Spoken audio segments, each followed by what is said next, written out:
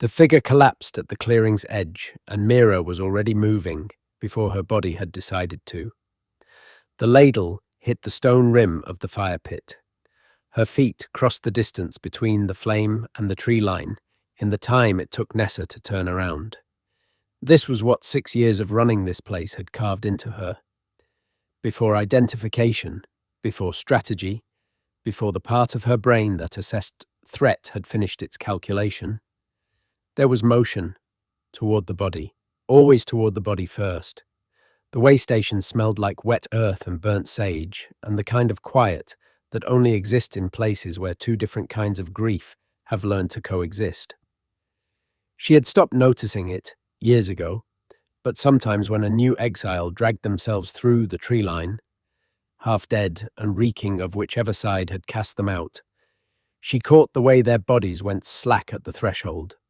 Not from relief, from the absence of hostility, which after enough years at war became indistinguishable from safety. The cursed forest did not care what you were. That was the closest thing to mercy this world offered. The waystation was not a fortress. It was a clearing carved from the strip of twisted forest that separated the wolf kingdoms from the vampire domain. A no-man's land so saturated with ancient magic that neither side could hold it for long. The trees grew wrong here, trunks spiraling like wrung cloth, bark dark as wet obsidian, roots surfacing from the earth at odd angles, as if whatever lay beneath had been buried in a hurry and was not finished pushing back. Nothing lived in this forest, except what had nowhere else to be. Mira had built the station over 6 years from whatever the forest surrendered. A timber shelter reinforced with scavenged beams and hide stretched across frames. A fire pit ringed with creek stones that had been heated and cooled so many times they were smooth as bone. Cots built from felled branches and rope. A long table of rough planks balanced on stumps where she set out whatever she could grow, trap or trade with the smugglers, who occasionally moved through the neutral strip. Everything here existed because someone who had been thrown away had carried it into the trees, rather than let it be lost with them. That was the only doctrine the waystation followed. Nessa emerged from the shelter carrying a bowl of crushed herbs, her dark skin marked with the geometric brands the vampire courts burned into servants who disappointed them. The scars followed precise patterns, raised tissue that mapped specific offenses. Nessa had once explained each one in a voice so flat it could have been reading a merchant's ledger. The line along her jawline was for speaking out of turn. The lattice across her forearms was for hiding bread. The starburst on the back of her neck was for showing mercy to a wolf prisoner of war. That was the one that had gotten her thrown to the forest. She set the herbs on the table and looked at Mira, the way she often did, with the particular attention of someone who had spent 2 decades reading a court's mood from a single shifted posture. "You should eat," Nessa said. Her clipped cadence still carried traces of the vampire court, each word placed like a move in a game only she could see. Mira made a dismissive gesture. Nessa received this with the quiet click of her tongue she used in place of the profanity she considered beneath her station. "You lie like a child who thinks closing her eyes makes her invisible."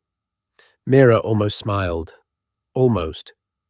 The expression never quite reached completion. Smiling required something she had surrendered 6 years ago. A faith that the world contained things worth the muscle movement. The firelight moved across her face as she turned back to the pot, and even here, in a clearing that received nothing but the exhausted and the broken, there was something in those features that made people stop. Dark auburn hair kept in a tight braid against the base of her neck. Practical as everything else she did. Eyes the color of new iron, grey with silver in them. When the light came from a certain angle, direct in the way that some people found more unsettling than a weapon. A face arranged with the kind of precision that seemed decided rather than inherited. High cheekbones that cast shadows in firelight. A jaw that held tension like a bowstring without ever releasing it. A mouth that in repose suggested things it never announced. The wolf exile who had come through the previous winter had called her dangerous-looking, then apologized for it. She had not. Beauty in a lawless place was a currency she had learned to spend none of. She was still stirring the pot, moving through the motion the way her lungs moved through breathing, automatic and untethered from thought, when both women looked up at the sound from the eastern tree line. The figure she had already run toward, a wolf. She could tell by the heat, the density of muscle beneath the worn chainmail. Wolves burned hot even while dying. He was young, claw marks across his back that she recognized as exile wounds. The kind your own people gave you with silver-tipped gauntlets as they drove you from the territory. The marks were deliberate, a message written in flesh for anyone who found him. She and Nessa carried him to a cot. While Nessa cleaned the wounds, Mira ladled broth and kept her hands moving and did not think about what she was thinking about. She knew she was failing at the not thinking because her hands had slowed. This was why the waystation existed. This moment, wolf or vampire, it did not matter. Ash would have understood that without needing it explained. The thought of her twin arrived the way it always did, instantaneous and eviscerating, a hand inside her chest, squeezing her heart until she could feel the valves straining. 6 years since the tribunal. 6 years since her brother had died in the space between two worlds that had both declared him an abomination. The firstborn gene.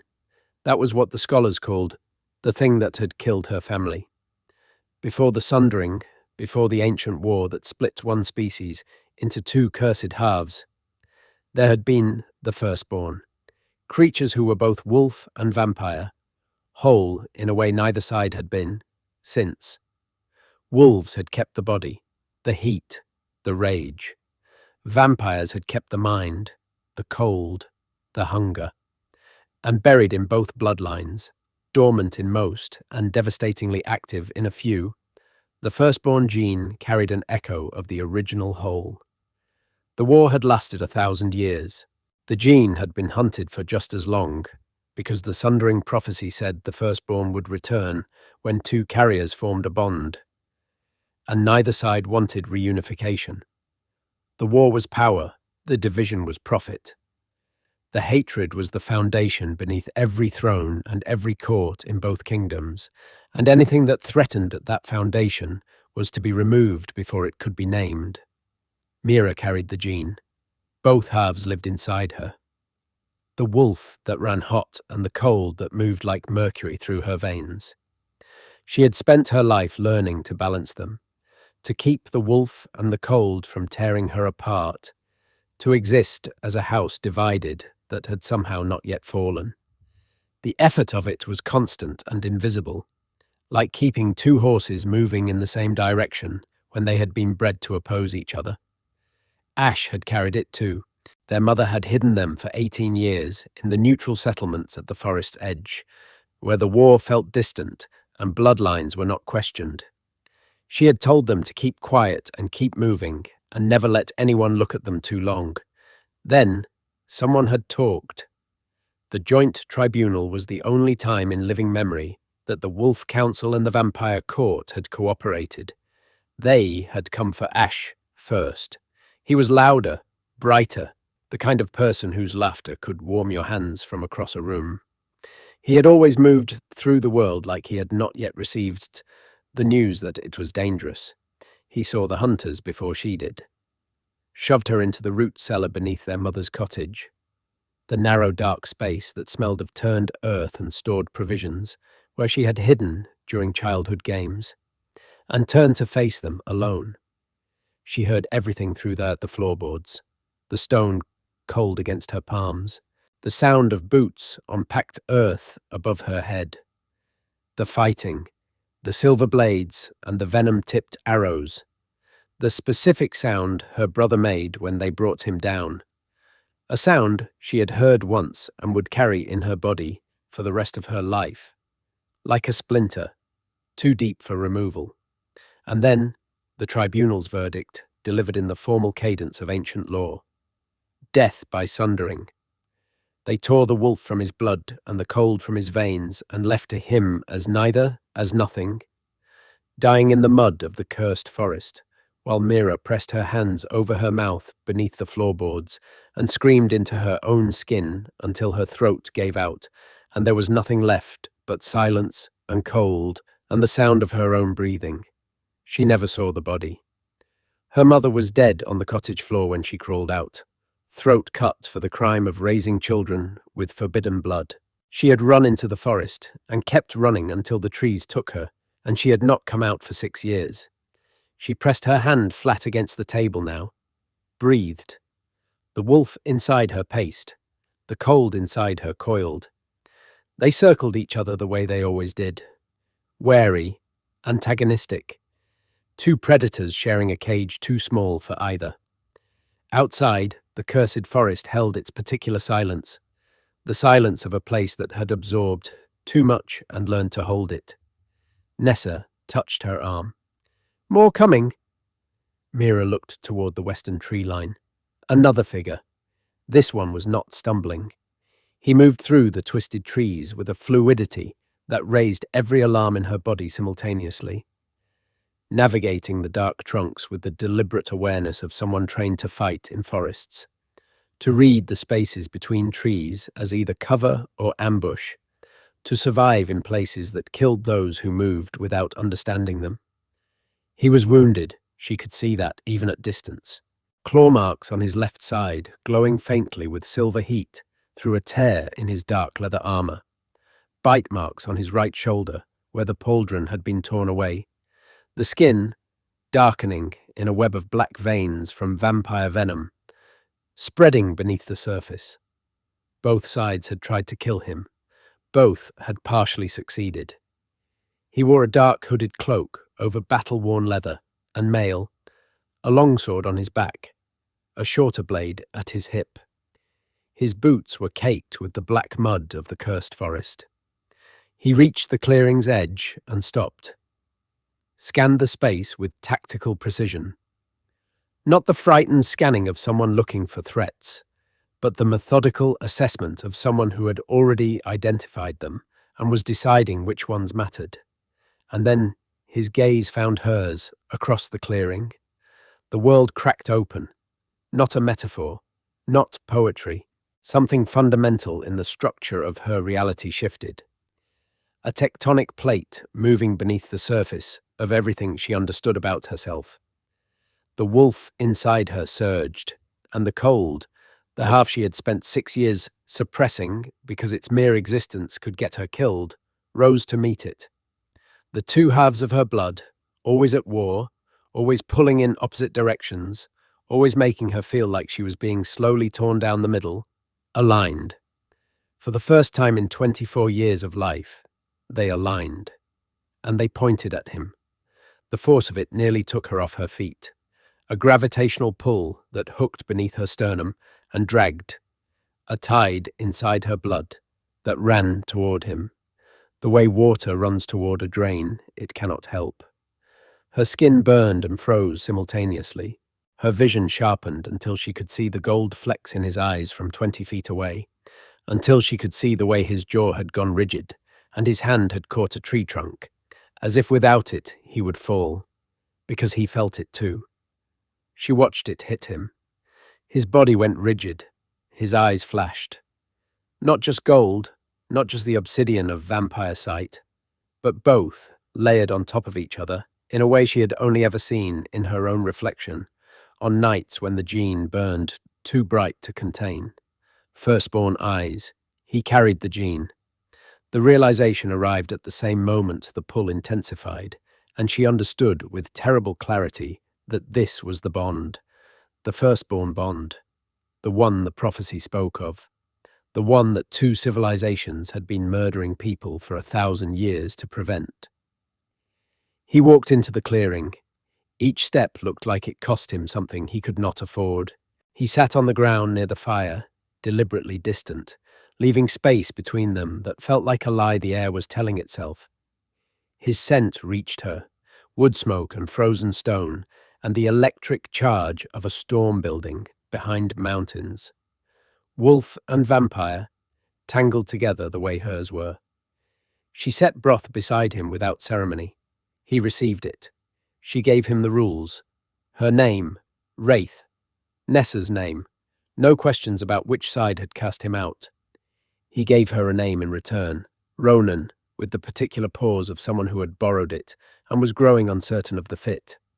She treated his wounds that night, drawing vampire venom from the bite marks with the cold in her own blood, her hands working with the practiced efficiency of someone who had done this 100 times. He sat still against the discomfort, not just the physical discomfort, but the current that moved between them through the point of connection. A circuit neither of them had agreed to close, and neither of them could open. When she finished and sat back, she told him only that both sides at once was unusual, that most people only managed to anger one half of the world at a time. He said nothing, but something in his posture eased fractionally, the way a held breath releases before the person holding it notices they were holding it. He did not come back the next day. On the third day, he appeared at the tree line carrying a stag across his shoulders and laid it at the fire pit without a word. Then he sat in his spot, the one with a clear view of both tree lines, and stayed until dawn.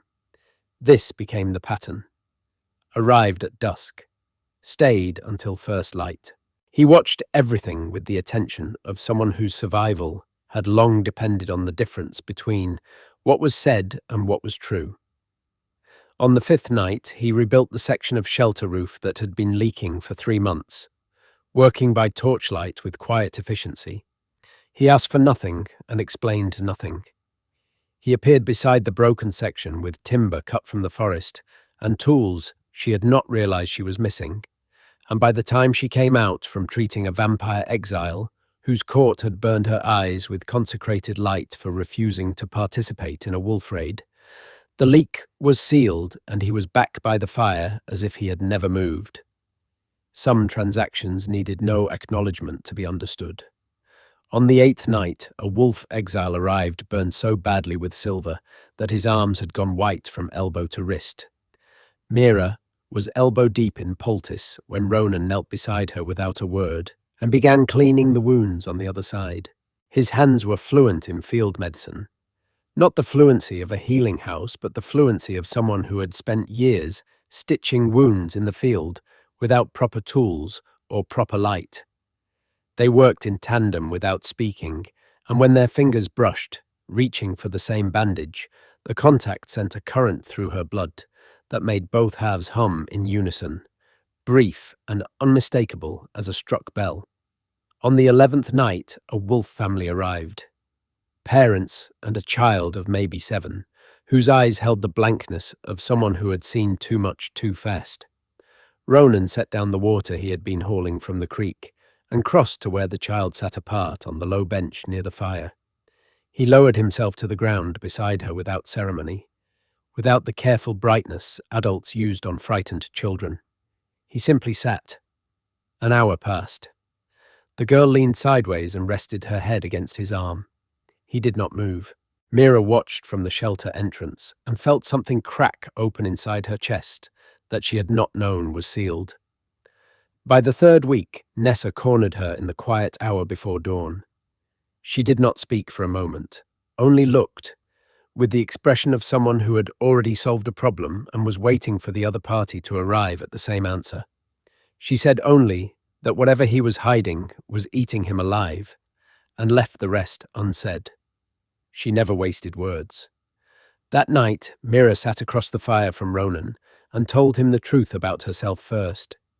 The gene, both halves, the years of internal war, the way everything had gone still the moment he had walked into the clearing. She told him what she was, and where she had come from, and what it had cost her. She told him she could not afford secrets from someone her blood had decided to trust.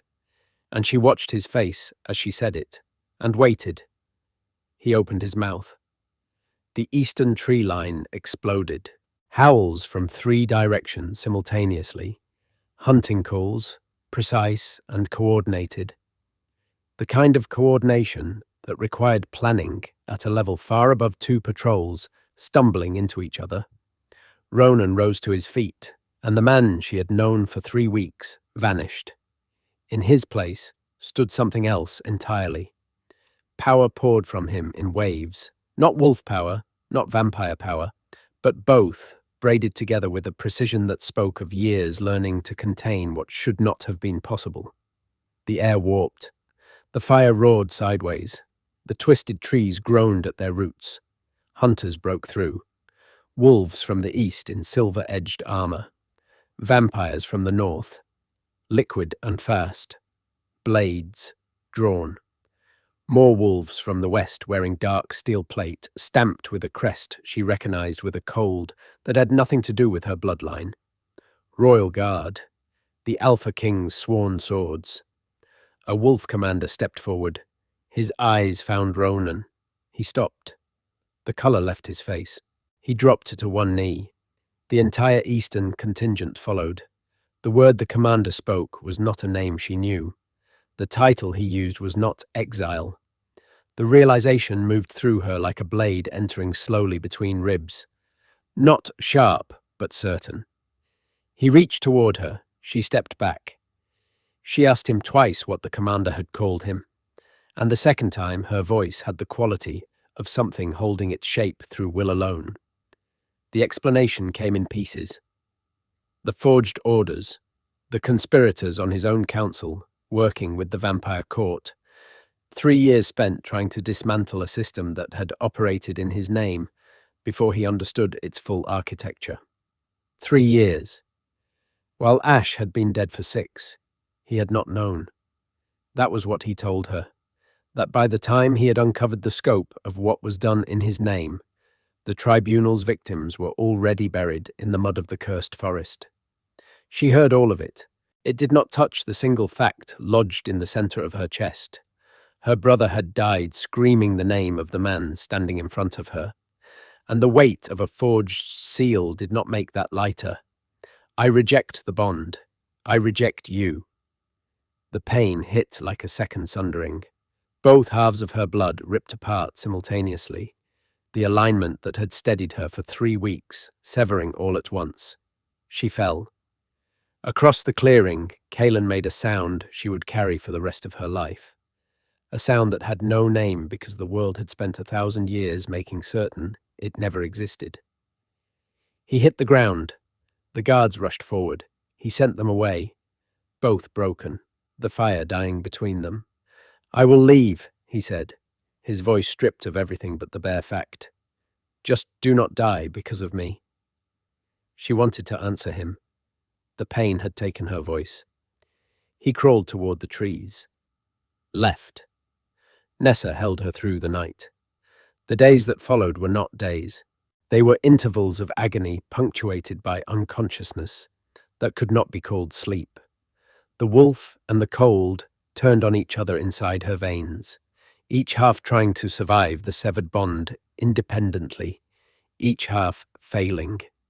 Before him, they had been at war. After him, they had known alignment.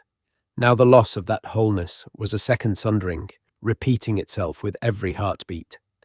On the 3rd day, her hands shook so badly she could not hold water. On the 5th, her body cycled between burning fevers and bone-deep cold that came in alternating waves, each one long enough that the next seemed impossible. On the 7th, she stopped being able to tell which sounds were real and which were the bond's ghost. Phantom footsteps in the forest, his scent on wind that carried nothing but rain, the sense of someone nearby in the hour before dawn, when the alignment felt most absent.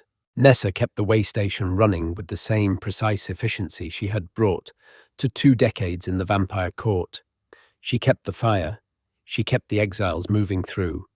She kept Mira breathing. In the worst hours, she sat beside the cot and did not speak, which was the version of comfort she had available, and it was enough.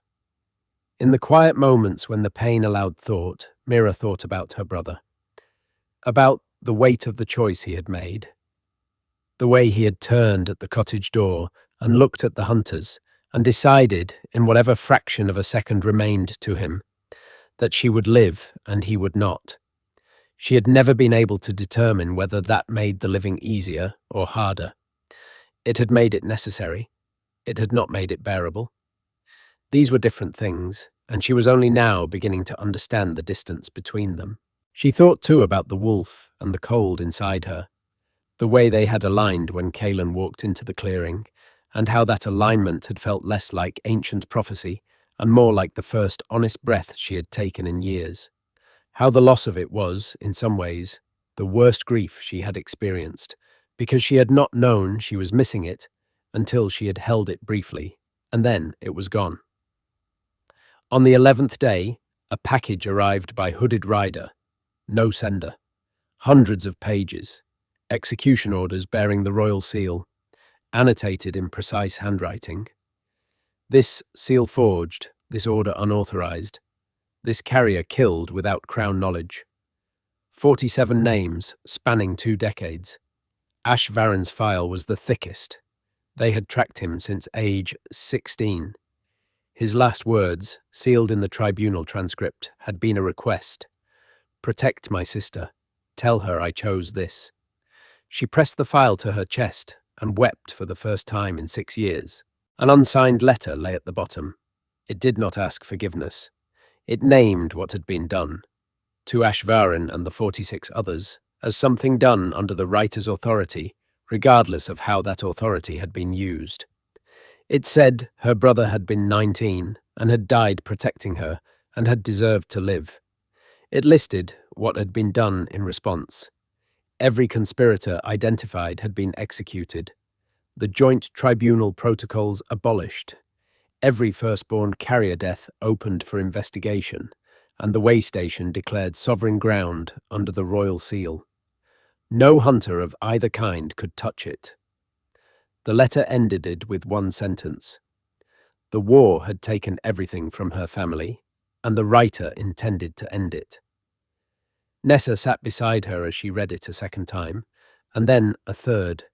She said, in the quiet voice she reserved for facts rather than opinions, that he had been 22 when the tribunals happened. His father had been killed in a coup the year before. He had inherited a throne surrounded by councillors who had been running their own operations since before he was born. Mira began to say that none of this excused anything. Nessa did not let her finish. Nothing excuses it, but the question is whether the boy who inherited a monstrous system is the same man who is dismantling it with his bare hands. On the 13th day, Mira's heart stopped for 3 seconds. Nessa brought her back with hands that shook. The first time Mira had ever seen her hands shake. She held Mira's face between her branded palms, and her voice was stripped of every careful calibration she used to move through days that had taught her caution. Your brother chose to die so you could live. He looked at the hunters, and he chose you. You are spitting on that choice. Ash would not have forgiven her for this. That was the thought that broke through. Past the grief, and past the rage, and past the bond's ghost, screaming in her blood. Her brother, who had loved her enough to turn and face the hunters alone, would have been furious to see her wasting the life he had bought with his own. He would have shoved her in the direction of the palace. He would have told her that surviving was not the same as choosing to live, and that she owed him the difference. She had been surviving. It was time to choose. The palace was a weight on the horizon. High stone walls the colour of old ash. Battlements visible before the building itself, resolved from the distance. The guards in dark plate who watched her arrive said nothing. The corridor she was led through was hung with ancient banners, bearing 2 crests that had faced each other across a battlefield for 1,000 years, and now stood on the same wall. An arrangement that felt like either optimism or warning, and she could not yet tell which. Kaelin appeared at the corridor's end, looking like something that had been left out in weather too harsh for survival. Not physically, his wounds had healed, but in every other way he looked like someone paying a debt he had not agreed to accumulate, day after day, in a currency with no ceiling. His firstborn eyes were dim with a pain she recognized, because she had worn it for 13 days, and would carry its shape for longer than that. I do not forgive you, she said. First, clear, necessary, she told him what his crown had cost her, her twin, her mother, 6 years in a forest, not because he did not know, but because she needed to have said it plainly to his face, as fact rather than grievance, before anything else could exist between them. He heard it without flinching. He did not offer explanations or context. He said he knew, that he would keep knowing. She told him that Ash had not died, so she could prove a point in a forest, that he had chosen her survival, and she intended to honor that choice with something more than endurance. She held out her hand. My brother's name was Ashvaran. When you sign treaties, when you abolish the tribunals, when you end this war, say his name. His hand closed around hers. He said that he would. The bond stabilized. The wolf and the cold settled against each other, not in the perfect alignment of that first night, but in something more sustainable. A negotiated truce built from the same salvaged materials as the waystation itself. Not beautiful, durable. 7 months later, Mira stood in a great hall that held representatives from both sides of a 1,000-year war. Her voice was steady as she testified about the systematic hunting of firstborn carriers, what the tribunals had done, what the official documents recorded in their precise and bloodless language, what it cost to survive when the world had declared your bloodline executable. She named Ash Varan. She named the other 46. She watched certain faces in the hall as the names were read and saw, in some of them, the particular expression of people being asked to account for something in they had previously understood as policy. That expression was the beginning of something. You could not look at a name and dismiss it the way you could dismiss an abstraction. She had helped identify 14 surviving firstborn carriers and established 5 waystations along the border, each carrying legal protection under the Crown seal. The original clearing had been renamed Ash's Ground. Nessa managed it with the same precise efficiency she brought to everything. The branded scars on her skin, now carrying a different weight. Not marks of punishment, but evidence that you could be broken by a system and still outlast it. Kalen visited on a night when the cursed forest was quieter than Mira had ever heard it. He came without guard, without announcement, sitting by the fire the way he had when he was calling himself Ronan, and she was calling herself Wraith. 2 people with borrowed names, sharing a fire in a place that asked nothing about the ones they had been born with. She brought 2 bowls. Their fingers touched on the ceramic. She did not pull away. He told her the Varan Amendment had passed that day. Full legal protection for carriers, named for her brother. She was quiet for a moment. The fire crackled. Inside her chest, the wolf and the cold lay still. Not at war, not quite at peace, but in something that felt like patience. Ash would have hated having a law named after him, she said. He would have preferred a song. Something shifted in the air between them. Not forgiveness, not yet. The architecture for it. The foundation being laid, stone by stone, reform by reform, kept promise by kept promise. Outside the clearing, the cursed forest held its breath. The twisted trees stood, witnessed the way they had for 1,000 years, except now the things they witnessed were not executions and exile, but exiles being welcomed and executions being undone. Inside, wolves and vampires and the broken and the branded sat around the same fire and breathed the same air. Mira's blood was still, both halves resting, not yet whole, but closer than they had been since the sundering, and in that closeness, in the impossible, painful, earned space between what was broken and what might someday be mended, something was growing. Not peace, not yet, but the soil for it, turned by grief, watered by sacrifice, warmed by a fire that had no allegiance, tended by hands that had every reason to let it die, and chose, over and over, night after night, to let it live.